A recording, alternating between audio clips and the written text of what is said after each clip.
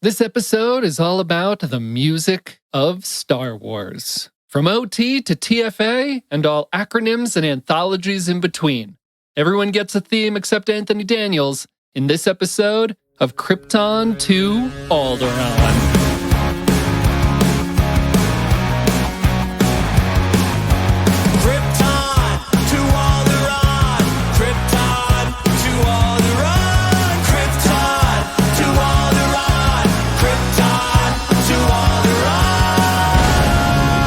Welcome, everyone, to Krypton to Alderaan, the podcast that surrounds us and binds us.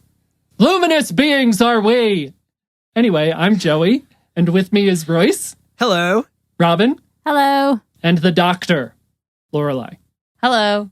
Do you think I went into the red when I yelled?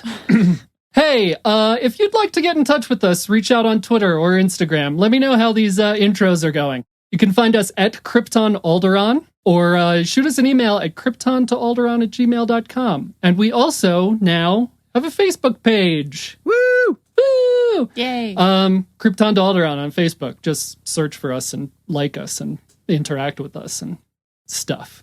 And also, leave us a review wherever you're listening, or if you're listening to somewhere that allows reviews, and we'll read it on the air, like this next one from Collecting Confidence Podcast. John at Collecting Confidence Podcast says, I am blown away by the sheer volume of knowledge that pours out of each episode of this fantastic podcast.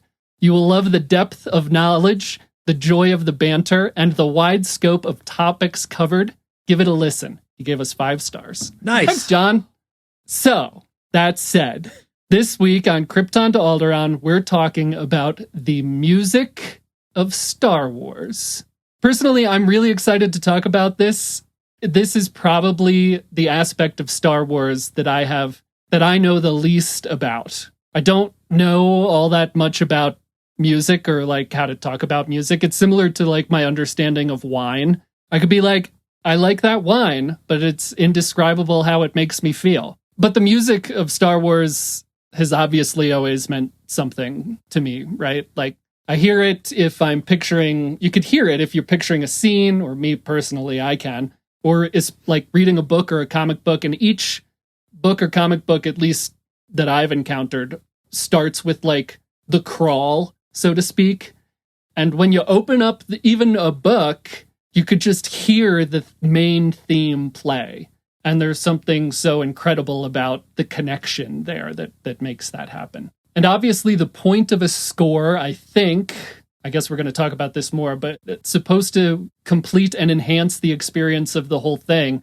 So I, probably like many others, always treated it as a whole. I never really thought about the music individually. I mean, we talk about it and we say, okay, obviously John Williams, he does amazing work. He scored all of these movies that mean so much to our childhood, especially the Star Wars stuff. But I never really thought about it on its own. And so this is the episode I've done the most research for. And it was really hard to do because I just don't know that much about the music. I don't know how to talk about music. And it's just been a lot. That's enough of me talking because I don't know enough. So we're going to go to Joey first. Let's just start at the beginning with John Williams, because he and us were there at the beginning when Star Wars started. So it's really interesting that we're all like, Star Wars is like the OG soundtrack. If you had to say what film soundtrack comes to mind first when you think film soundtracks, that's going to be top 5, if not number 1, right?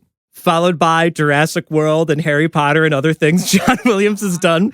But the idea of pairing music to stories or characters is like not really a new thing. Like obviously when you have a movie, you need music in the background to, like you said, kind of cue people in on like what's kind of going on in a scene, and like it adds to the emotional weight of whatever's going on, whether it's a battle or a death or a love scene, whatever it is, the music kind of sets the bed for that.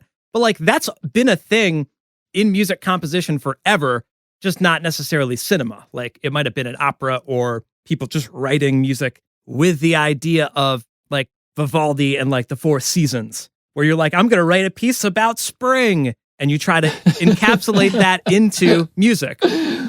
So like it's been a thing. John Williams does it awesome for movies, obviously, but it's like not a new idea. But the thing that I think he does really well that makes Star Wars is he gives everybody a theme, except C-3PO, apparently. Yeah, except Anthony Daniels. But you can watch Star Wars and you're like, okay, the X-Wings show up and you get this like spaceship fanfare, or like the crawl shows up and you get the main theme for the entire saga, or someone's doing something crazy with the Force and you hear da-na-na-na-na-na. You get all these themes that like kind of pepper in and out. It's so interesting to think about, right? Because music has been a part of movies longer than people being able to speak in movies has been a part of movies. Things have had musical themes in movies before, from the beginning. Running with what you said, Royce, what's super interesting about John Williams, and I think what makes it so, what we can connect to and what keeps us interested, whether we realize it or not, every single thing had a theme. And that was my question. Was he really the first person, or was this the first sort of property to do that, where everything had a theme? The introduction to the movie had its own theme. Every character besides C-3PO had a theme.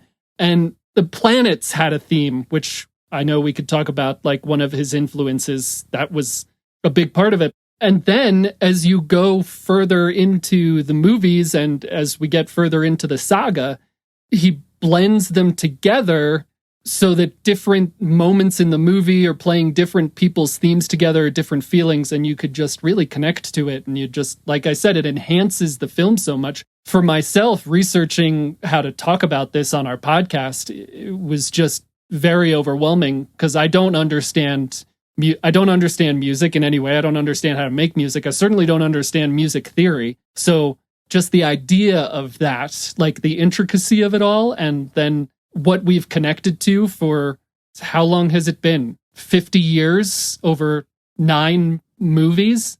It's just obviously an incredible feat, but just also incredible to think about, especially when you're diving into it for research. So Royce and Robin, you both are musical people. You both have degrees in music. So I wanted to talk about sort of the music of the original trilogy again, like starting at the beginning and starting with the main theme. It's obviously become this very discernible thing, and it means, it just means Star Wars. But can either of you speak to, I guess, the theory behind why it works so well, especially paired with opening a movie like that, like this big space opera, as it came to be called, and John Williams created that music for that? Theory-wise, I don't know if that's like a conversation that would make sense without getting super boring and monotonous, and probably one that we're not necessarily prepared to go super deep on. But in general, I would say like the film starts and you have that massive horn brass section that's just like, bah! Like we talked about it on last episode. Like it just jumps out at you and it sets up everything else that you're like, this is going to be exciting space-time adventure. So it starts with a really exciting fanfare and like march style thing. Big brass, big drums, and super duper catchy melodies. It just gets you ready for the actual crazy adventure that's going to ensue. Right, Robin? Yeah. I mean, anything traditionally that's considered like a fanfare type style is supposed to be loud and exciting. It's meant to get you like pumped up about whatever's happening. Like, isn't that also why they use like, marching bands and stuff at like football games? Because it's loud and it's exciting and you're like, yeah, football. I kind of look at the intro music to Star Wars as like the Star Wars national anthem or like galactic anthem. It's like all rise. Like you would play it like before the Super Bowl, obviously, right? The galactic Super Bowl. Yeah, before the galactic Super Bowl on Tatooine. They always play. Before the pod race. Yeah, exactly. Lorelai, did you play this? Did you play the main theme in band? Yeah, we played. There were several different Star Wars situations in band and orchestra. If you have an orchestra, you have to, because then you can actually like do it justice. Yeah, we played a lot of the Star Wars music. Just I think because it's like so iconic, so you can't go to like a Pops orchestra concert without hearing a John Williams something, and 25% of the time it's going to be Star Wars.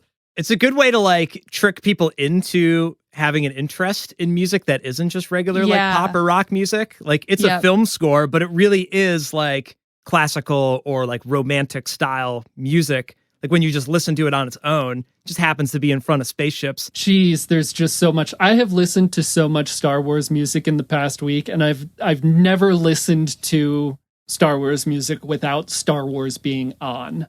And it really made me appreciate Star Wars so much more. I'm entering this phase where I just love it all, right? Even the stuff I don't like, it's like just something special about it.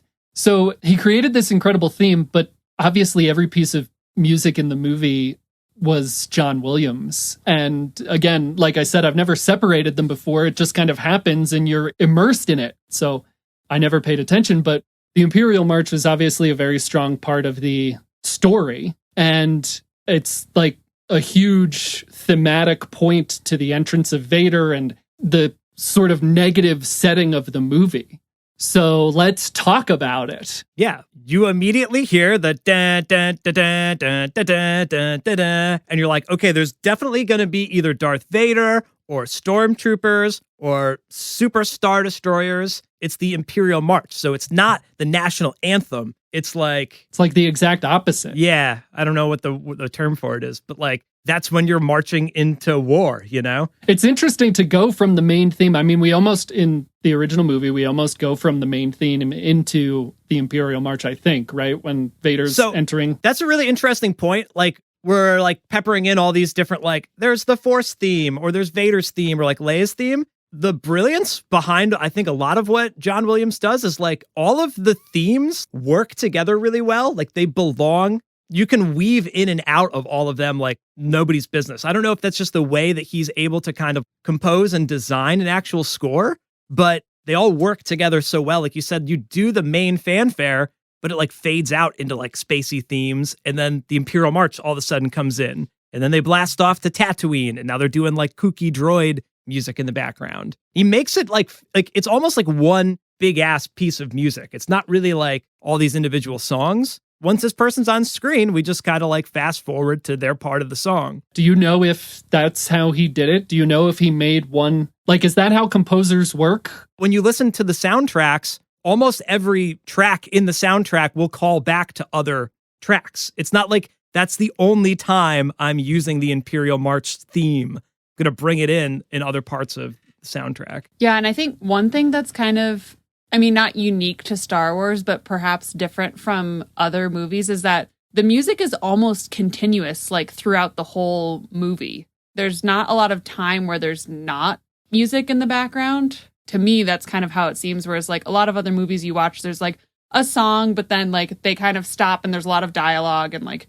whatever. Whereas like with Star Wars, I kind of equate it to like, I used to play in pit orchestras a lot and for musicals, which is kind of like a movie. Yeah. But like some musicals, you like play a song and then you're done. And then there's like a 10-minute break for dialogue and acting. And then you play another song. But some musicals, it's like you're playing the entire time. And it's like a totally different musical experience because the music is so integral to the whole everything that's going on. And I feel like Star Wars kind of leans more towards that. So in that respect, like everything has to be more integrated because it has to flow together. And John Williams was really talented in that he could like kind of mix the themes together and make them sound more like one thing versus like individual songs. Yeah, you're right. Cause like, and they'll even go from totally different scenes. Like it could be like the space battle, but then they go down to like Endor and then they go into like the throne room and it is that one piece of music, but like totally different scenes and totally different plot lines that are going on. And the music gets quiet in between, but it comes back and it's never really like totally silent in the background. I don't know. Yeah. Well, it's like a soundtrack can't have like a finale like ending to one of the pieces. Like they all kind of, like you said, they all kind of like trail off at the end. Yeah. And like it doesn't necessarily like stop. There's always like a wah, like droning. the space sounds. So you at least have like some sort of sonic bed. Yeah. I think that's so important. Like Joe, you were saying like silent films. You only had music to tell the story. Right. Like if you're missing the dialogue or you were like blind, you could at least know what the heck you were supposed to feel by listening to the music that was going on. I mean, the entire point of a film score is to make you feel something. Like, and even with modern films, even with something like Star Wars, the acting's great, the characters are great. You could completely remove all of the dialogue from the movie and you would still be like, oh shit, it's Darth Vader. Like, you don't have to hear anything he says. You're still like, that's the bad guy. And I think that's something that people don't think about. They watch movies and they feel these emotions. It's not because the acting's great. Like, it could be the best actor in the world.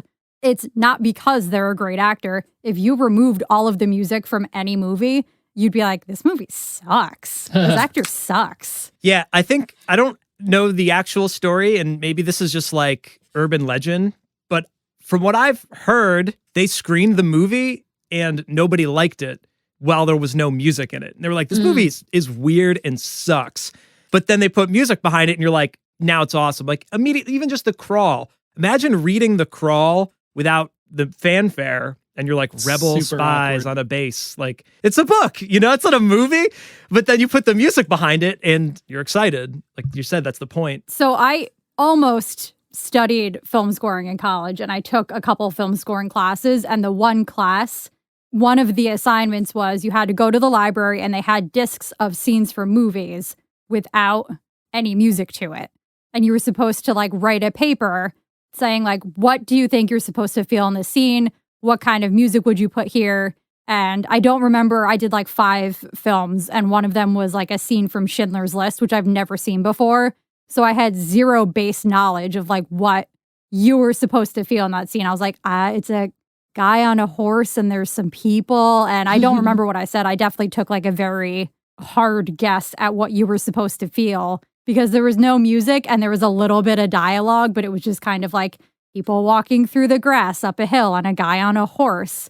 So that definitely taught me a lot. Like I mean, I've never seen the whole movie, but Schindler's List, I would guess, is a pretty heavy movie. And without the music in that one scene, I was like... I think that's a John Williams score, too. Which is interesting. There was zero gravity to the scene. It was completely silent, except for like a little bit of dialogue. See, I would love to find someone that's like never seen Star Wars and play them some of the clips like out of context. And like, how do you react? Like, does that sound like a spaceship to you? Like, does that sound like a 3-foot tall green alien with like pointy ears stranded on like a swamp planet to you? Boy, that would be very specific. Yeah, you might be like, this sounds like space agey, but you might not be like, I can picture these ships flying through space. Yeah. Man, I feel like we could have a whole discussion sort of about the idea of film scores, because even now, I think it's becoming very artistic to make a movie without music.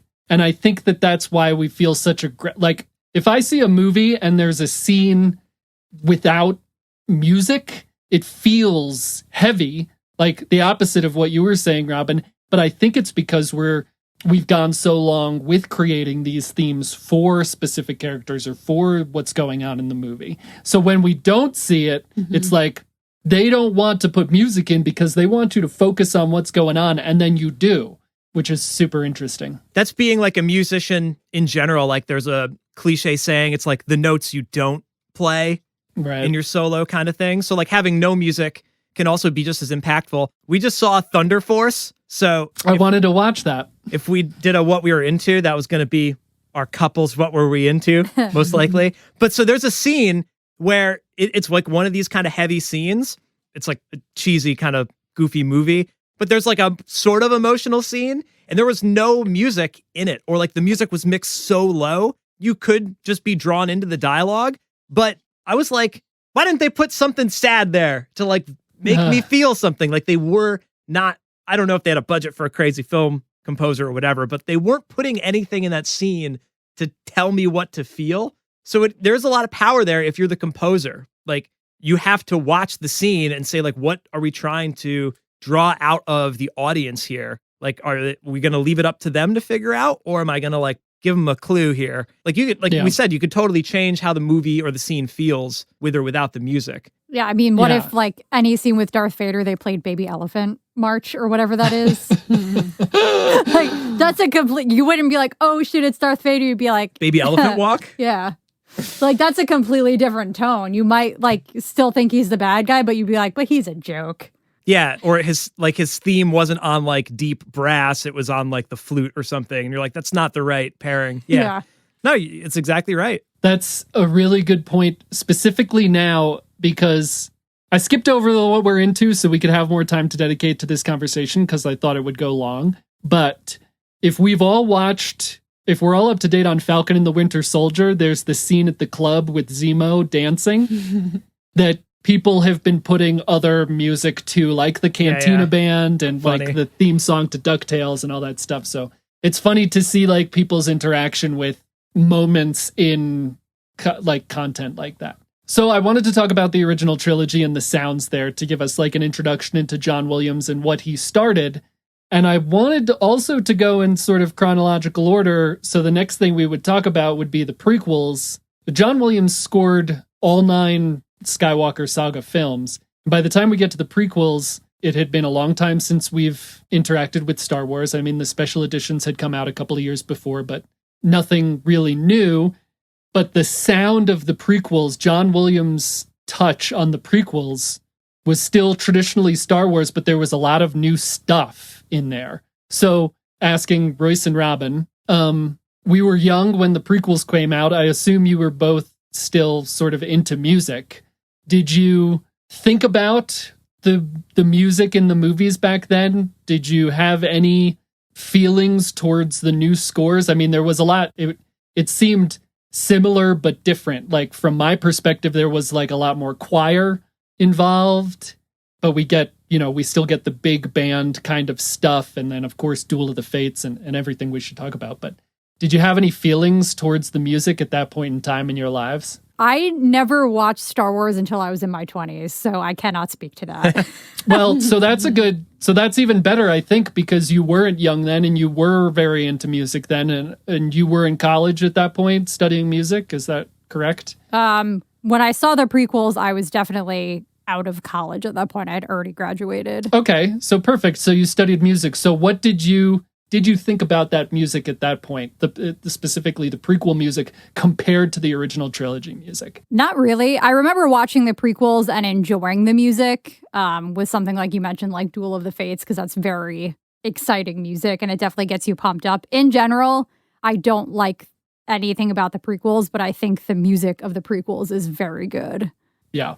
Like we had Anakin's theme and we had the music playing when he left his mom. And that's obviously still, regardless of how I feel about most of the prequels, that scene gets me every time. And I think it's largely because of the music.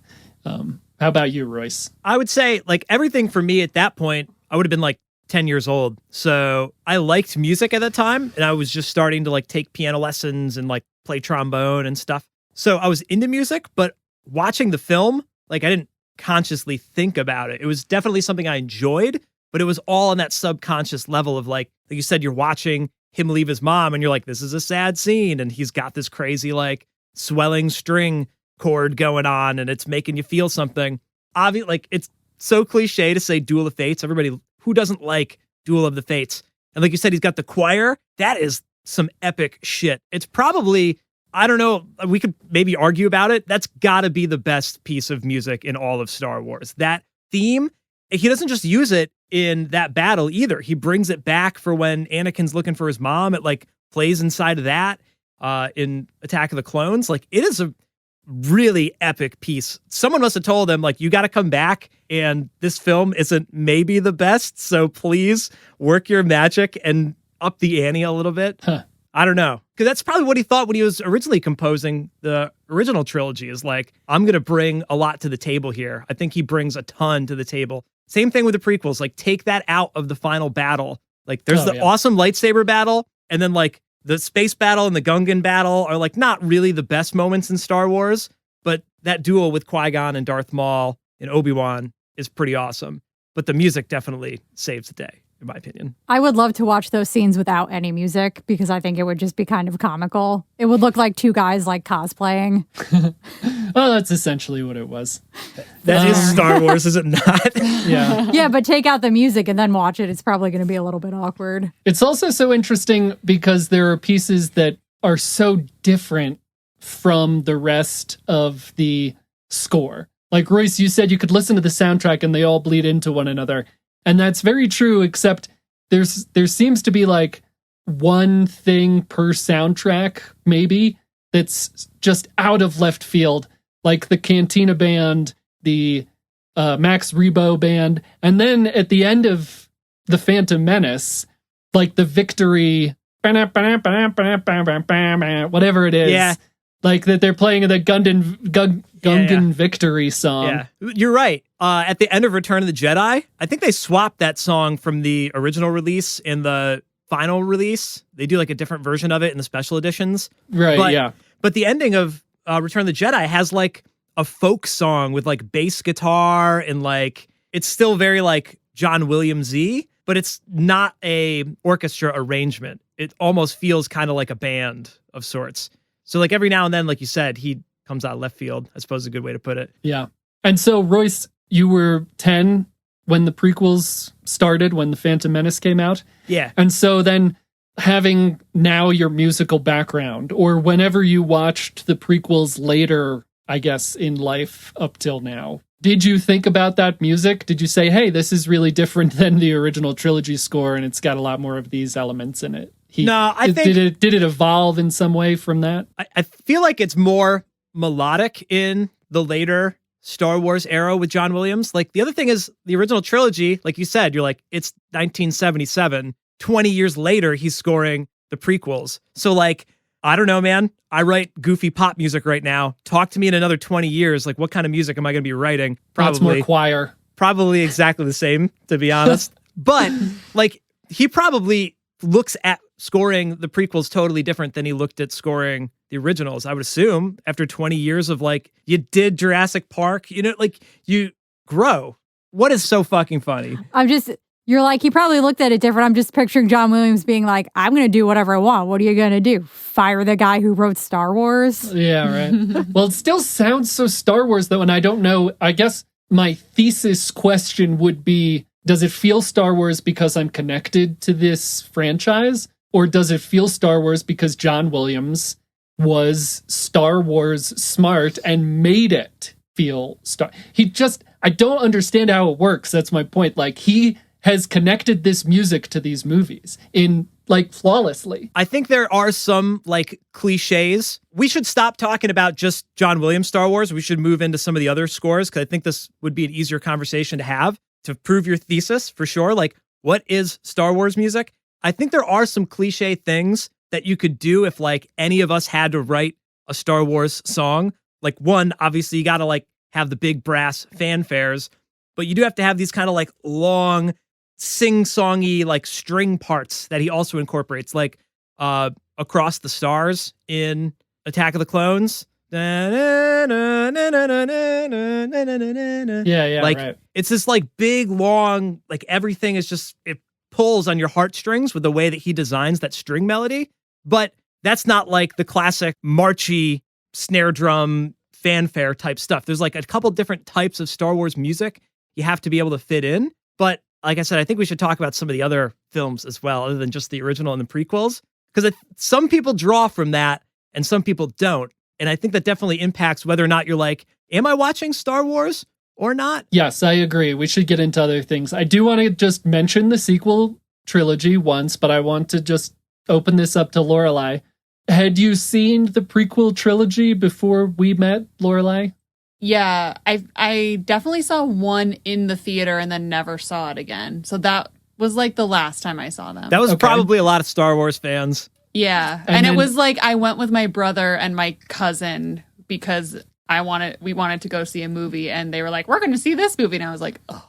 Oh, nice. So. But you played this music in band, yeah. Presumably some of the music from the prequel trilogy. Yeah. But you didn't have any connection to this music because you didn't have any connection to Star Wars. I had connection to the music more than I had connection to Star Wars. Okay. To be fair, I would say. I mean, I was more familiar with the music than I was with the movies, if that makes sense. Like, I can hum all of the themes, but I don't know who they're necessarily associated with. Because the music stands on its own in a certain respect. Like, the music is good regardless of the movie. They work together in the films, but I think the music sort of it stands on its own in its own way. Mm-hmm. And it still like evokes the same emotions that you associate with those moments in the film. So that was going to be my question. Do you have an emotional connection to this music without ever seeing the films? Like Royce was saying, it'd be nice to show someone who's never seen it.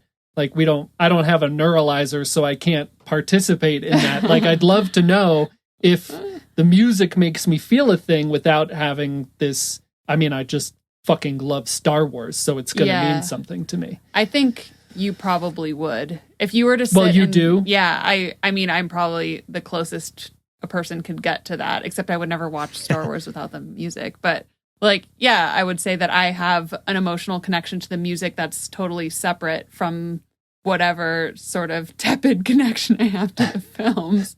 But, I mean, I was in band. I was a giant band nerd. Like, every band nerd has played Star Wars music, and you play it at football games, and you play it at, in Pops concerts, and you play it in a lot of different situations where it like does exactly what it was meant to do. Yeah. Like, that's it's just as good at like a hockey game. Yeah, as a fight exactly. Song. Yeah. And it's still like, even if you hadn't seen the movies, it like still evokes the right emotions, which I think is sort of the power of how it was written.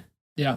That's incredible to think about, because presumably he orchestrated it on its own, right? Well, not presumably. I mean, he wasn't like sitting there with the orchestra watching the movie. They made the music without the backdrop of the movie. I wonder if he's ever written a piece of music that wasn't for Star Wars. He's like, I was doing this with my other band, but like we could play this song. It's called Last Jedi Knight. But I think you might not be quite like when I was in high school, back at band camp, not at band camp, but we went on a band trip once and we got to go to a Disney studio in Florida, and they watch the movie as they're playing. Like, it's very much like an integrated experience. So like, we got to sit in the studio and they handed us sheet music for, I think it was Aladdin, and like and then they play the scene, they sync up the scene with you as you're playing, so you know exactly what's going on in the movie while you're playing. And so, like, the composer knows exactly what's going on in the film, and the person directing the orchestra knows exactly what's going on in the film when it's happening. So it very much is paired to, like, what's going on. But I think the power of the music is that it also, like, because it was meant to evoke those emotions, and, like, as you were saying, if you take the music out of Star Wars, it'd be kind of like, what am I supposed to be thinking right now? Like, that's kind of... it does its job whether or not you're watching the movie, is kind of the point I'm trying to make, I guess. Yeah, cool. Real quick, I just want to get into the sequel. So a little bit more John Williams, but I think that this score is the most different from the stuff he's scored for Star Wars before. Is that safe to say? Would you guys, the more music people, agree Some with of it. that? I mean, he brings, I mean, you're going to just bring stuff in, but the new stuff created, like Rey's theme is very like... That's the one that comes to mind to me, because that's got like harps and bells and flutes and like flutes or an oboe or something. That's a little bit different than your typical, like, if you're going to write a Star Wars song, you're not like, let me go get my xylophone. Yeah, it's like much more delicate, right. I think. And then like Kylo's theme is menacing, but so different from like the other menacing themes so far, which have played off of the Imperial March, which I think this one does, but in a much more like, I don't know, it's like subtle and softer. I don't know how to describe it. Dude, it reminds me of like Nelson from The Simpsons, where it's like, ha ha. Like, it kind of has the same kind of like it's an evil sounding theme, but it's like a bratty evil. It's not like I have an army behind me. It has this kind of like laughing kind of like he's not Darth Vader. He's Kylo Ren. You know what I mean? He wants to be Darth Vader. He's not quite there yet. But his theme is still like really a scary. juvenile menacing theme. Yeah. Ba, ba, ba, ba, for those who don't know, have Kylo's theme in their head. It's got this like, ha ha.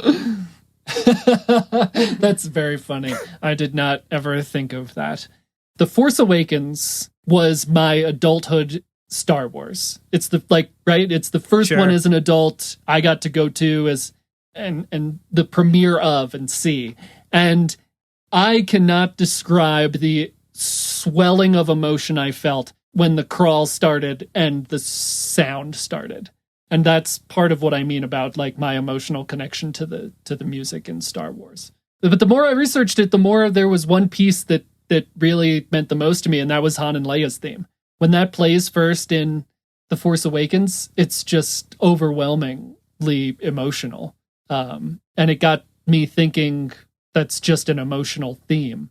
And it's incredible to think sort of where that came from. But is there that for you all within the Skywalker saga? Is there a theme that stands out to you the most, I guess? Rey's theme is the only one I remember. Like, if you're like, what's a piece of music from the sequels? That's the only one I can really think of, or Kylo's theme. Probably the music they play the most, I would guess. I don't know for sure, but those have to be like the themes that come back and back and back, I assume. Right. I think you're right, Joe, that like, if you saw Star Wars when you were a kid, whether that was in the 70s or the 90s or 2000s, like whatever you heard, you attached to. And there's definitely mad nostalgia with the prequels or the sequels when they bring back Leia's theme or whatever. Like you said, you're like, that's the same theme from when they were kissing on the asteroid field.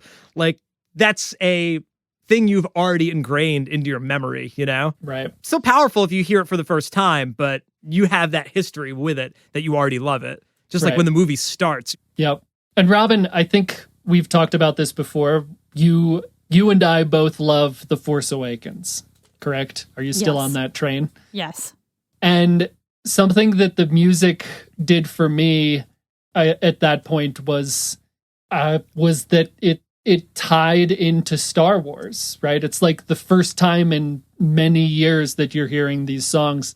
And I guess from your musical standpoint, what was your connection to that, being that The Force Awakens, that you really like The Force Awakens, probably, I think, both of our favorites of the sequel trilogy? I mean, I was definitely nervous that it being a new Star Wars movie, that it wasn't going to feel like Star Wars. And I can't point to any particular piece of music in The Force Awakens, but it felt like Star Wars. And I know he used, some of the original music in it too, but even the new pieces still felt very Star Wars. It felt like a very natural connection to the rest of the saga, for sure. Mm-hmm. That very last scene when Rey's walking up to meet Luke, that like, like it's just like she's walking up the steps and the music's like building up. Like, that's definitely another different John Williams Star Wars moment, where it's not the big fanfare, it's not like the long drawn out melodies, but there's like it's funny because you had mentioned this, Joe, how like some of the other newer Star Wars soundtracks are like more heroic. Mm-hmm. Like that almost sounded like Rey had just like leveled up, and like she's meeting Luke and she's gonna now be a superhero Jedi. But that's that is a really good piece of music from Force Awakens, I think, at the ending.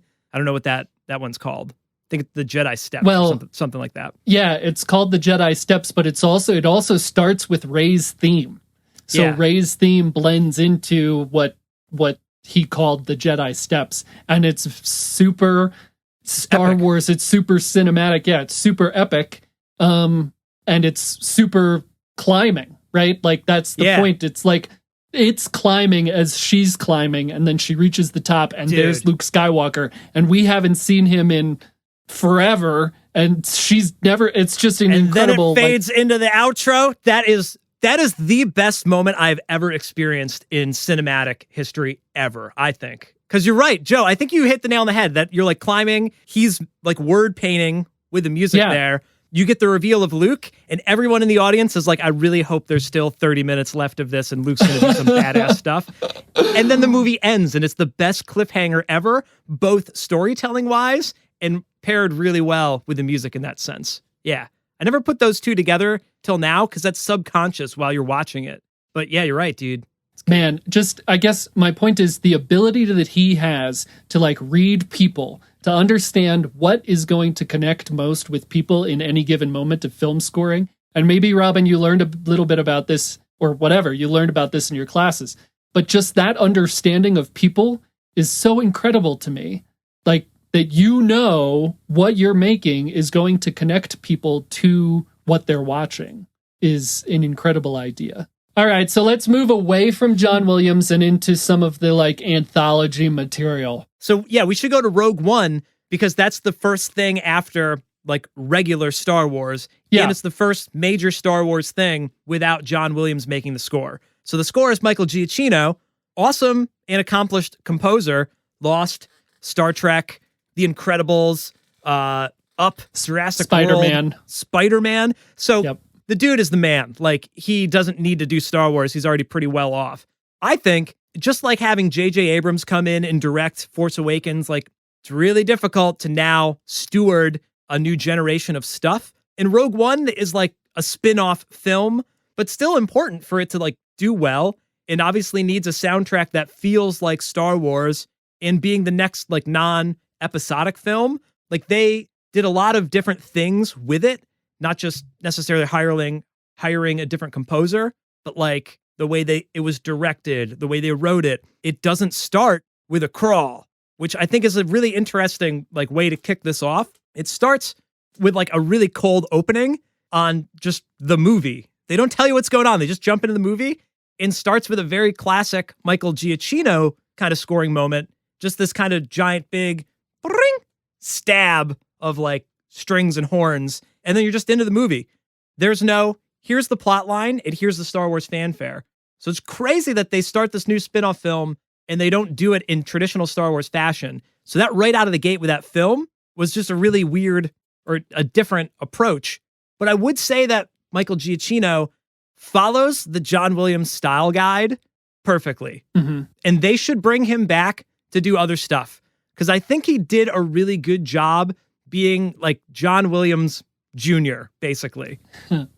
So I'll throw it back to you guys in 1 second. But there's like the biggest thing to me that if you're going to say like what piece of music is like the most Star Wars, I know I said I liked Duel of Fates, but I feel like the shots where there's like spaceships doing stuff, like Star Wars is lightsabers and spaceships to me, right? And the spaceships have such great theme music, like when the Millennium Falcon is getting attacked right after they escape the Death Star. There's like an awesome like TIE Fighter X-Wing fanfare going on. And when they do the trench run, like same idea. They get this like and you can feel yourself flying the spaceship in Rogue Squadron 64, right? And Michael Giacchino is definitely not copying, kind of copying, but he uses that same sort of chord progression and melody line in a lot of the stuff in Rogue One. Now I got to get that in my head. It's got the same kind of like jumping up and down thing. It's not quite as exciting as some other John Williams themes, but that plays a lot when there's spaceships showing up. Obviously, if you want to make it feel like Star Wars, how is John Williams writing music for X-Wings? I got to write similar themes for my X-Wings. Shouldn't really go completely off in a different direction. So in general, Rogue One, like it feels John Williams-y in its style guide to me. What I think Michael Giacchino does really well is blend the existing score from the existing property with his own influence, his own touch. He did it with both Tom Holland Spider-Man movies. He blends the Avengers theme and the like classic, really cheesy Spider-Man theme, Spider-Man. He blends those with his own score, and it just works really well. He did the same thing with Rogue One, Royce, like you were saying, like he was John Williams Jr. You have to tie it together so that it feels Star Wars. It turns out people have not always done that. We'll get to that with Solo, but you have to blend it together, and what he does really well is blend the existing with his new stuff. And he's also really good at creating his own. The score for The Incredibles is incredible. There's no other way for it to live up to his name, for it to live up to its name. He did it's just amazing. I just love it. Royce, when Rogue One first came out, I seem to remember you not enjoying Giacchino's score. Sure, I can talk about that. Yeah. I didn't initially like when the Rogue One title screen comes up. It's like Star Wars, but upside down. Bum, bum, ba, ba, ba, see. And I think someone broke it down on YouTube. It literally is all the same notes as like da da da da da da da da da. but kind of in a different order, basically, which I think is an interesting, like, if you want to sound John Williams-y, he does these big, like, fourth and fifth jumps in music with, like, a run in between. Da, da, da, da, da, da, da. Same thing like Indiana Jones. You hear the same, like, style melodies in that. So Giacchino does that, but that's where it sounds like parody to me. Dun, dun, dun, dun, dun, dun. And I don't particularly enjoy that melody, especially that's what kicks off the rest of Rogue One. So that left me like, you should have just fucking played the regular theme that everybody already loves, which they don't do in Rogue One or Solo, which is like, you fucked up. You have the best theme song ever that you could put in front of every Star Wars thing. Even the TV show, Mandalorian, the like little swelling up thing they play in the beginning. Obviously, it's a new era of Star Wars, but that doesn't get me as pumped up as like if she just played the regular episodic theme. But they're obviously getting away from that to keep it fresh, I suppose. Well, I think there's that, and there's also like you're a composer getting paid to make the music for a thing. He also had 2 weeks or some stupid thing to make the music for Rogue Considering One. it was made in like a month, it's pretty great. Robin, you're not the biggest fan of Rogue One. What do you think of the music of Rogue One? I honestly couldn't tell you anything about any of the music in Rogue One because I think I've seen the whole movie once and I just thought it was such garbage. I didn't really pay attention. I remember like seeing it in the theater though, and kind of like to Royce's point, being disappointed. Like the music was definitely exciting at some points, I remember, but I also remember being kind of disappointed because it didn't feel or sound like Star Wars. It was definitely something completely different. You could tell that it wasn't Williams, but I think if you go back and listen to it, like it's kind of grown on me over time. I can hear the Williams-isms in it. Yeah. But yeah, you're right. It is like it's not the original, you know? Yeah, it doesn't feel like Star Wars. It feels like an action movie, but it doesn't feel like Star Wars. It doesn't give you that same kind of like, oh my God, I'm watching Star Wars feeling. See, I would say that it makes me feel, I mean, they at this point, they're trying to go in another direction. They're making these anthology films and they're getting new composers. I would say I still felt like the music was Star Wars. It's just obviously different. There's some stuff that I don't enjoy about the music and the movie in general, but it still feels much more Star Wars to me than some of the other anthology stuff. You've never seen... Go ahead, Royce. I was going to say, there's a song called Hope on the soundtrack, and it's like the scariest song I've ever heard that's titled Hope. Until at the very end, they bring in the Force theme, and then it has like an uplifting thing. It's like at the end of the movie where they give the Death Star plans to Leia. Spoiler alert. But that's something that, like you said, I don't think Williams would have played it the same way. Like a song called Hope when they're trying to like get the Death Star plans to Leia. Super important moment for the music to support that.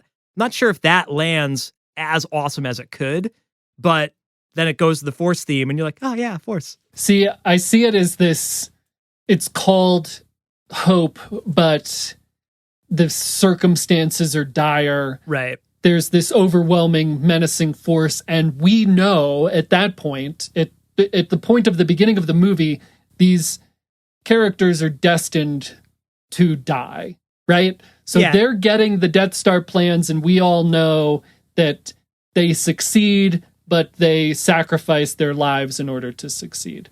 Right. So there's that menacing tone of the idea of the movie is hope, and what it brings forth is a new hope, but the music is this sort of menacing, like, we succeed, but everybody dies kind of thing. Yeah, juxtaposition sort of thing. Yeah. You've never seen Rogue One, correct? Nope. We've talked about that. Correct. So wow, let's just play her the music, and that's it.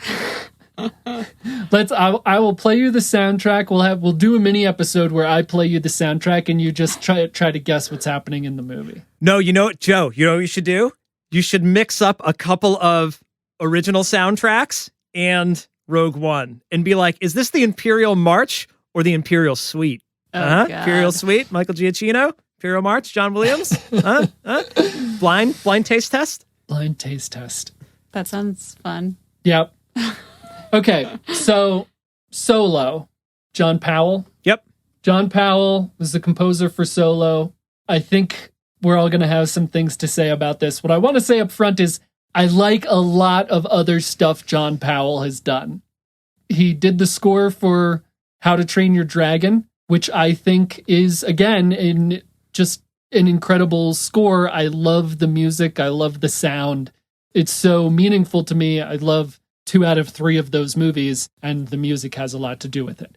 That being said, his contribution to Star Wars is, what's the right word? Generic? I don't know what happened with this score. I don't know if there was something behind the scenes going on. Do you, Royce? I don't know about behind the scenes, but I know that there is a trope in filmmaking where you'll film a scene and then you'll put in temp music. So the idea is like temp music, temporary. We're going to replace this later when we hire a composer, but we want it to sound like this. So it's a great way to like give an idea to someone that's going to come in at the 11th hour and like drop in an original score. But I think this is an issue that Hollywood has faced on a lot of different projects where you put in like temp music and then you like pigeonhole your composer where you're like, so you want it to sound like whatever other theme from another movie, like just fucking hire that composer then and get them to write a song. But now you need me to write a song that sounds like, like, yeah, I got to take this idea that already exists because they're trying to make a really awesome movie. So of course you put like a rough demo of music into the scene to get an idea for how it's going to play. I do this all the time when I'm making music. It's like you throw in a scratch track. It's not going to be the thing in the final. You'll redo it. But whatever that like scratch thing is influences the rest of the production. And I would kind of guess that's what happened with Solo, where they're like filming the movie, throwing in this temporary stuff, especially that the director's changed. That might have a part to do with it as well. There's like another version of Solo, another version of Rogue One too. Maybe that was part of the issue with some of that score. But generic is the best way to put it. I don't find anything interesting about Solo, aside from the spots that call back to the original score, and the Han Solo theme in the film, not written by the new composer, John Powell, written by John Williams.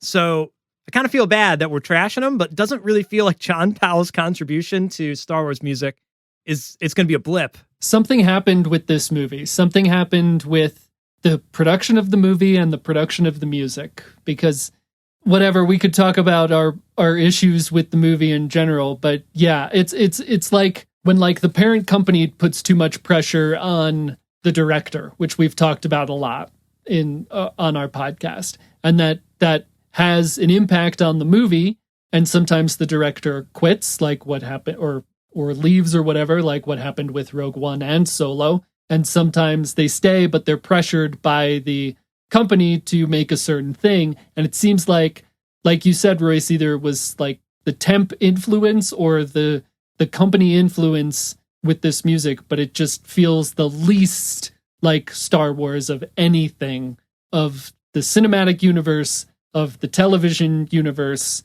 the animated shows. It's the least Star Warsy. Well, I guess we should also say that, like, I don't think the music's bad. Like, if you're going to listen to the soundtrack, like, it's not bad music. Sure. Like, that's not really a thing to me that exists. It's just whether or not you prefer it. And especially being Star Wars, you have to then, like, I thought Michael Giacchino, like, we ought to buy him a beer for him trying to actually sound like John Williams. Because, like, he's trying to do that for the audience. Like, he's doing us a favor rather than, like, John Powell, who kind of just does, I don't know, like, it sounds more like Pirates of the Caribbean to me, or like any other generic kind of Marvel hero film. It's not Star Warsy, but he did add in these like synthesizer elements. There's like maybe like distortion guitars or something in there. It's kind of a more like 80s inspired soundtrack to me, but it doesn't feel Star Wars, but it's not bad. It just isn't what I would want. It's not what I envision in my head. Yeah. I agree. What do you think, Robin? I don't think I can give any valuable input. I don't remember anything about the music. I don't remember hating the music, though. I remember it feeling kind of like an action movie, but nothing about the movie in general, again, really felt like Star Wars. That felt like a bigger disconnect even than Rogue One, because it was just kind of like guy running around the galaxy doing space bandit stuff with an action movie soundtrack. Okay, so it's funny you say that, because I was going to say with Rogue One, like, it should feel like the music of the original trilogy because it took place right before it. So it would make sense that like the music should tie in as well. And then Solo is like almost the same exact timeline, you know? It's not really outside of the original trilogy timeline that much. 10 years maybe, less than that, like before A New Hope. Right. So it's weird that like it becomes synthesizery. Like if you're going to watch the films in order, obviously the cinematography kind of changes, right? But then like the music's going to dramatically change too, which obviously we've determined plays a huge role in whether you like it or not. Yeah. Or at least how you interpret it. Did Lorelai see Solo? We did. We watched it together. On an airplane? Yep. And I think we finished zero memory. We of finished the it not on of an the airplane. music. Yeah, I have no memory of the music. Well, that's so. Good or I think bad? that speaks. I think that also speaks volumes, though, Yeah. that you and Robin don't have memories of the music, but it should feel Star Wars. I've seen the original trilogy 10,000 times, probably not exaggerating. I hope that's an exaggeration. But Joey's my got point the is, originals on, like the original VHS tapes. I know. Like not the Rare, special rare, editions. It says- Those are have awesome. a VHS player. It says Star Just for Wars. It that. doesn't say Star Wars: A New Hope. It says Star Wars. But my point is, That is your cred there, dude. my point is that, again, I can't erase my memory to know if the music would mean something to me right from the get-go. But the music of Solo is just, we're in the 21st century. We have these big blockbuster movies coming out every year. It's a big blockbuster movie soundtrack. There's like Roy said, to me, the only element of Star Wars is the score sprinkled in, the original score sprinkled in. Yeah. There's no, like, he didn't create anything new. He didn't sort of do what Michael Giacchino did, which is blend stuff. If anyone out there has any more insight into this, please reach out to us and let me know. But from my perspective, again, not knowing all that much, it just doesn't feel there. I watched Solo a second time. I liked it more the second time. There's elements of that movie that I really like as a Star Wars movie. The music just never clicked, just never hit me. It just doesn't feel Star Wars. Do you know what my biggest gripe about Solo is, Joe? Darth Maul. Lorelai or Robin? Is it The Maul? entire thing. Oh, Maul, yeah, I don't particularly like Maul. So here's one thing that I kind of can't forgive Star Wars for doing this. There's a lot of things in Star Wars that is cringy or that you're like, I wish they did it differently. When, I don't know what base they're walking through on Corellia or whatever, but there's a TV or a screen and it's playing. Oh, it's playing the... It's called the God. Imperial Recruitment. It's a theme. You can look it up on, or you can listen to it on Spotify. It's only got like 50,000 plays on Spotify, which goes to show how much of a flop the soundtrack is. You'd think that would have more plays. And it's the Imperial March in a major key, and it sounds very much like a national anthem. It's a incredible reimagining of the arrangement of the Imperial March. Like, it's amazing. Like, that would be a YouTube video that should have 1 million views. But the fact that they took the soundtrack of the film and actually made it the Imperial Recruitment theme song in universe, that is like a Rick and Morty bit. That's so not dumb. That's not something that you can do in an epic space opera. That like ruined the entire fucking film for me. It's Weren't so they dumb. playing it as part of like a recruitment video or It's something? called like Imperial a commercial? Recruitment. That's what the track is called. Right before he gets the name Solo. Yeah, it's that entire scene there kind of ruins a lot of stuff in Star Wars. Not good. And I mean, it's great as a bit, but it really you can't take a score. I don't know.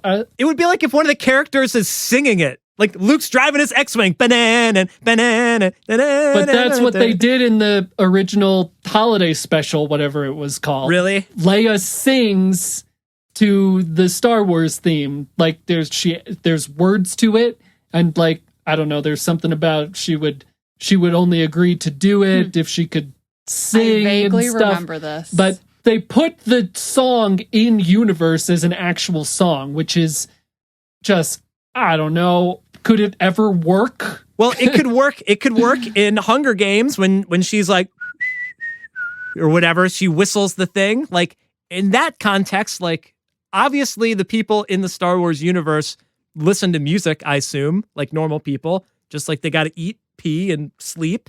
They probably listen to music. So there's music that exists in their world, but it can't be the film soundtrack unless it's like a moment like that where they can coexist, but I think that only works for the Hunger Games.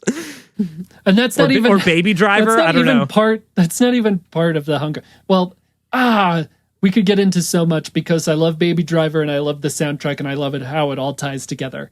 The Hunger Games was something completely different, and it was a thing before there was a soundtrack to it. So she's like, that sound was something we all already had an idea about. I don't know how to talk about it, but do we want to talk about The Mandalorian? Because that's the most different thing here. So let's go. This is a great full circle moment. So I don't know how to pronounce his last name. Ludwig Göransson? Yeah. Göransson? Right. Dude, so the thing I think is cool about this is he's born in 84. Like, he is like the same generation of Star Wars kid as us. Like, that's a total fresh perspective. I just want to say right off the bat, getting into this, The Mandalorian is created by us. The people who created The Mandalorian, who had everything to do with it, is almost our generation. If they're not our generation, they're so relatable to us because they're Star Wars fans who grew up loving Star Wars and they created this stuff. Between Filoni, Favreau, Kathleen Kennedy, and the composer. And that's what I think makes this very special, which we'll get into. Sorry, Royce, but I think that's a very important thing to note because we're all here now. We all love Star Wars and they love Star Wars and they created this thing. For me, now, coming from Rogue One and then into Solo, which I think Solo was a little less Star Warsy, and creating The Mandalorian, which on its face might be less Star Warsy. I mean, we know that the Mandalorians are part of Star Wars and all that stuff. But getting into it, we're automatically going from a space opera to a space western. And so everything has to change. Almost everything we know about Star Wars has to change. Now, George Lucas created this property with the influence of the samurai and the gunslinger and merging those two things together, which I think was brilliant. But now we're getting this switch of the themes. We're still taking part of Lucas's property, the Western, and adding music to it. And I think it just works. I don't know how to describe it other than it feels Star Wars, and maybe it's because I like the show so much. I really do like the show. But it feels Star Wars even though it's a completely separate genre. I think he did a great job with one very notable exception, in my opinion. Yeah. Well, so when I think like Westerns, you hear that like, woo, woo, woo, like whiplash, like tumbleweed sound. And I don't know if that was like any inspiration for the way he wrote the themes. He has these flutes that like play that sort of same like, ha ha, melody sort of thing. He like takes the woo, woo, woo, woo, and he has this da, da, da, da, da, da, da, da. Like that is like a perfect like musical realization of that. Whatever that sound effect has to have a name too. We should look it up. But that's great. And I know that he like was obsessed with flutes at the time, or I guess recorders, not flutes, that he like bought a bunch of them and just like was experimenting while he's making the soundtrack. And I don't think that the actual music composition is very like Star Wars in the sense that Michael Giacchino like kind of parodied John Williams to make a score that felt like Star Wars. But I do think that the Mandalorian score feels like Star Wars, but not because of the compositional choices. What I think he does awesome with is that he just made a theme that comes back and comes back. And the first time you hear it, maybe you're like, that's not Star Wars, I don't like it, which was how I felt. The first time you hear something, you have to experience it and you have to commit it to memory. And the next time you hear it, well, you already heard it. So like now all the synapses in your brain start to connect. And let's be honest, like that's the only reason people like any music. It's not because you hear it once and you're like, that song was great. Don't ever need to hear it again. I loved that song. That was a good song. Remember that song we heard? Like you can. I think sometimes that happens, right? You can, but who is not going to listen to that song again? You're not going to watch your favorite movie again? So when Leia's theme comes back in Force Awakens and Joey sheds a tear, it's because he watched Empire Strikes Back 10,000 times, okay? It's true. And he wore out the tape so much that it's doing that weird, it's got that line that comes down the screen, right? You have to hit the tracking button on the remote. Yeah. So there's something like really special about just having familiarity with the music that you're listening to, especially in a soundtrack, I think. Obviously in a pop song, and he wrote a kick-ass theme song for The Mandalorian. So I don't feel like there's a lot of music in Mando. It's just kind of like, woo, woo, woo, and that's it. But there's the awesome Mandalorian theme song, just like X-Men 1990s. Oh, shit. And when they're going to have a battle, they play that stupid song for 30 seconds. It's not really a long theme, but you know it's going to be awesome, and you hear it every episode. And it's the same thing with the Mandalorian's theme. It's not really like, you know, dun dun dun dun dun dun. It's not like Star Wars fanfare. I guess you could break it down. It sort of has some of those melodies. Yeah. But it's the fact that it's the Mandalorian's theme, which is John Williams's jam. Oh, you got a character? Yeah, I'll give him a theme. I'll give him a little leitmotif. And it'll come back and back and back. So you remember it and you associate it with that character. And now we all do that. You know that the Mandalorian is going to do something. Right, Robin? Yeah. Right, Lorelai? Yeah. I remember noticing the music in the first episode of The Mandalorian, like, right away. And being like, because it was so different than the rest of Star Wars, I think, I remember just being like, oh, this is something new and interesting. And I think it kind of helped differentiate the show. Like, as you said, Joey, it's like the whole feeling of the show, the genre of the show is totally different than the rest of Star Wars. And like the fact that the music is so different, I think really plays into that. Like they could have put the like regular Star Wars themes and melodies and you would have immediately connected it to Star Wars and it would have been like another Star Wars movie. And because it had this different soundtrack, it's like in its totally own different realm. Mm-hmm. It totally stands on its own. Yeah, exactly. That's the thing about The Mandalorian that's different, but different from Rogue One and Solo, is that The Mandalorian has now created or taken advantage of a branch of Star Wars. So whereas like with Rogue One and what should have been with Solo is the merging of different scores to the original score or the Star Wars sound. We have The Mandalorian, which is a branch of Star Wars, and bridging the gap again, I think, between space opera and space western. And that sound is so, I think, Western cinema to me with, I don't know if it's called the Baby Yoda theme, but the music that plays when something Star Warsy is happening. Like, The Mandalorian's a gunslinger. Bell theme? They're like, that's very Star Wars to me. Yeah, that whole thing is like sort of bridging the gap between The Mandalorian being this Western gunslinger, but it also being in Star Wars. And I think it's wonderfully done. And I think what's the composer's name? Ludwig Göransson. What he has said is that he sort of had more freedom with season 2 as far as scoring season 2 than he did with season 1 because they were obviously like trying to tread lightly. They didn't want to turn anybody off. So he had more freedom with season 2. And I think it really shows. I do think there's one mistake in season 2 that we could probably all agree on. But, well, should we just... Yeah, let's say it. Should we just say that the Force theme or some I don't think maybe like necessarily the Force theme, but some variation of that should play when Luke Skywalker shows up. Dude. And they've said it's because they didn't want to show their hand. They didn't want to show the reveal too early before he like removes his hood. But the music, I listened to it again.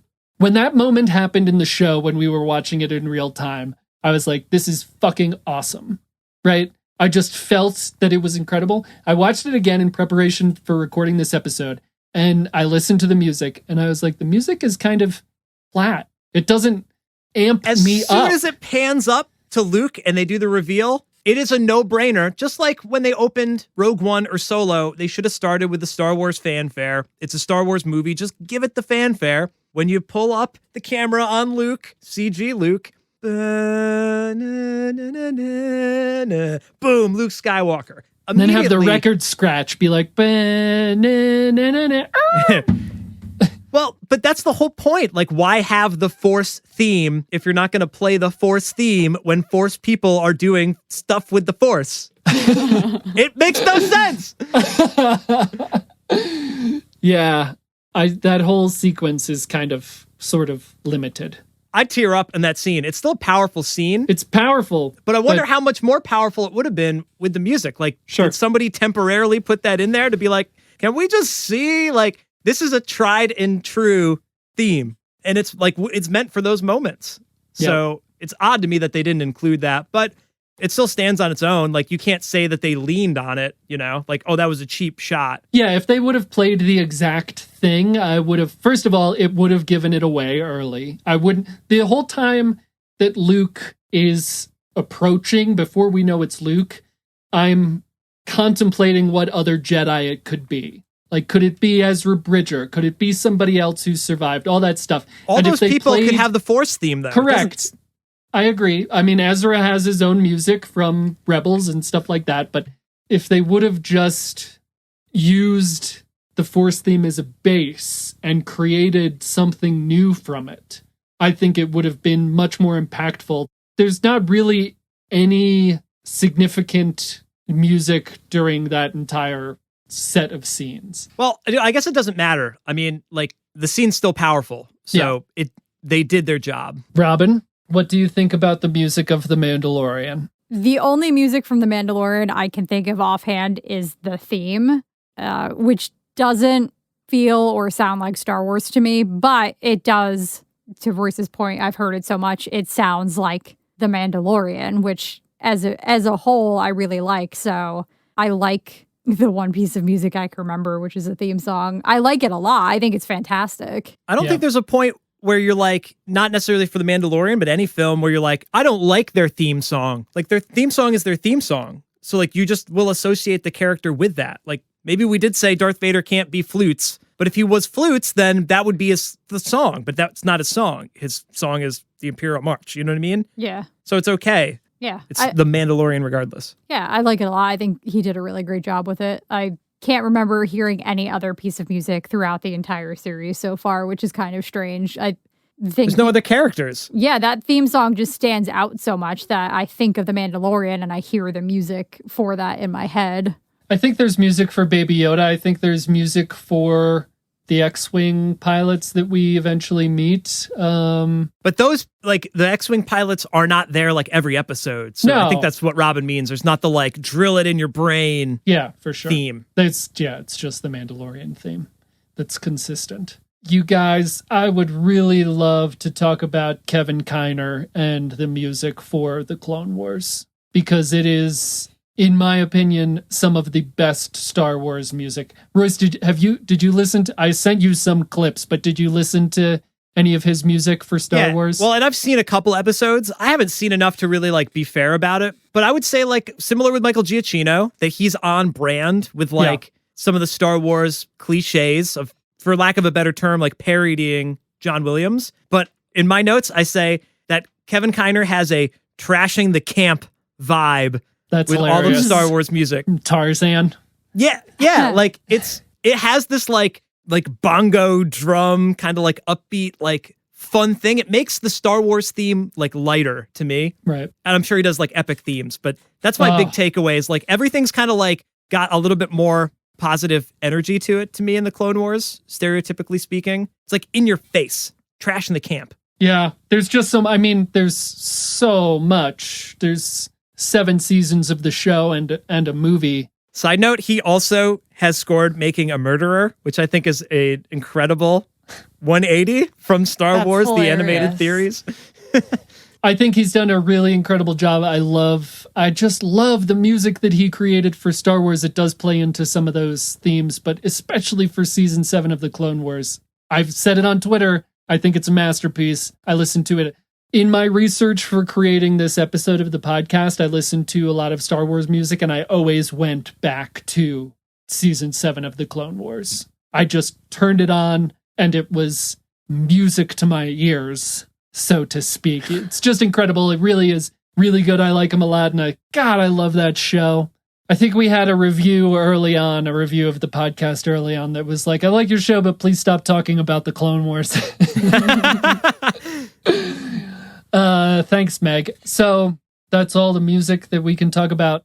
Something incredible about the High Republic is that they have made a character that hears the Force as a song. And now after making this episode, I think that they've just blended sort of the idea of George Lucas's vision and John Williams enacting that vision and created this Star Wars character who's a Jedi that hears the Force as a song and makes her decisions based off that. Avar Kriss, she's an amazing character. The High Republic is great, and what an amazing idea. That sounds awesome. It's really cool, man. If there's like a note missing or a note off, she's like, something wrong is going to happen. What is it? So I can't figure it. Like, something bad's going to happen. It's so good. Just an amazing idea. It's time for Surprise Question with Joey. That's me. It's surprise question time with Joey. I scored this song myself. This is my question to everyone, except me, who only thought about what your answers would be. What's your favorite piece of music or score or theme, whatever, from Star Wars? Robin, do you have a favorite? I do. I don't know the name of it, and I couldn't tell you what movie it's from, which is super helpful. It plays at the end of at least one of the movies, potentially more. I feel like you know what I'm talking about. Kind of like the main Star Wars theme, but it's like triumphant, but also kind of sad, but also feels like a conclusion song. I can't tell you. Sounds like the Force theme. That's probably Is it the end of A New Hope? I picture Luke like standing in the sand. So wait, can you just pin it down to a scene? My brain and scene. My brain pictures A New Hope, Luke standing in like the sand on Tatooine. Yeah, but I don't know if that's accurate. That's 100% like Force themey stuff. Yeah, and it's like it makes you feel really kind of like happy, but also it feels really sad and it feels triumphant somehow at the same time.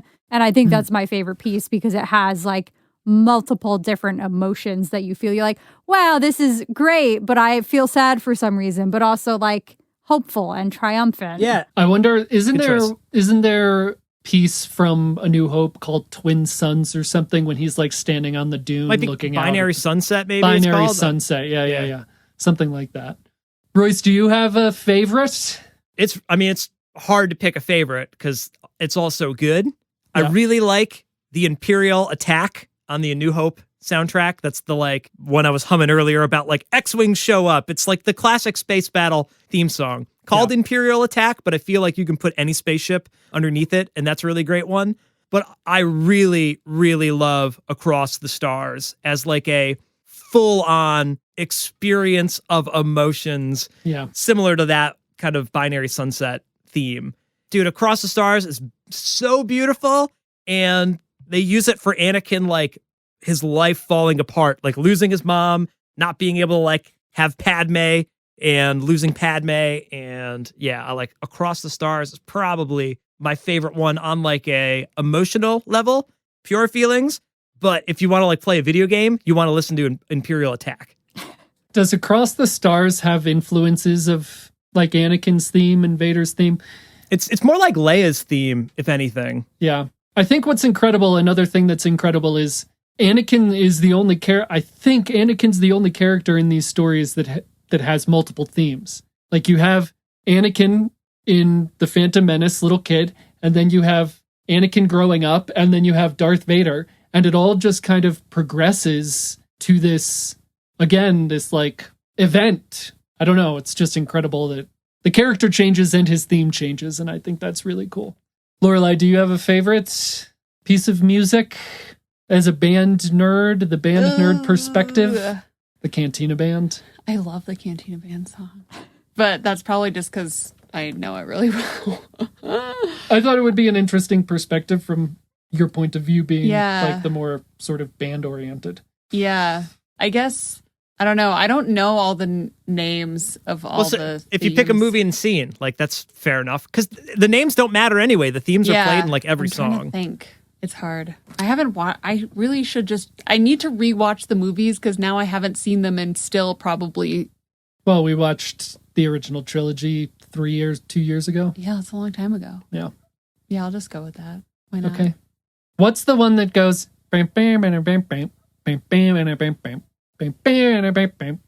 Endor. Oh no, maybe not. Is that it? Oh, it's a trap scene. Whatever that is, I love it. Can you do Across the Stars? Can you hum Across the Stars? Yeah,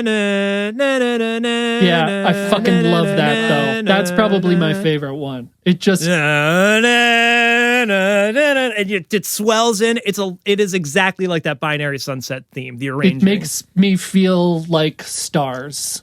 And I put this on our Instagram. Ahsoka Leaves by Kevin Kiner for the Clone Wars series, I think is my absolute favorite of all time.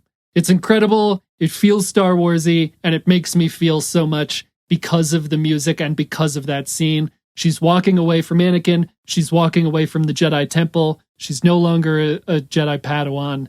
She's left, and the music, that scene means more to me than I think almost anything else in Star Wars. And so that music is incredible to me. It makes me feel so much. So that's my absolute favorite of all time. And that's it. That's the show, I think. Thank you for listening all the way to the end of the show. Let us know what your favorite Star Wars music is on Twitter, Instagram, or Facebook. Just search for Krypton to Alderaan. You'll find us. Or you can shoot us an email, krypton2alderaan@gmail.com. And of course, make sure to subscribe and rate and review and comment and like and share and tag us on all of the relevant platforms where you're checking out our content. Thanks for listening to the show. I've been Royce. I've been Robin. I've been Lorelai. And I've been Joey. And we've been Krypton to Alderaan.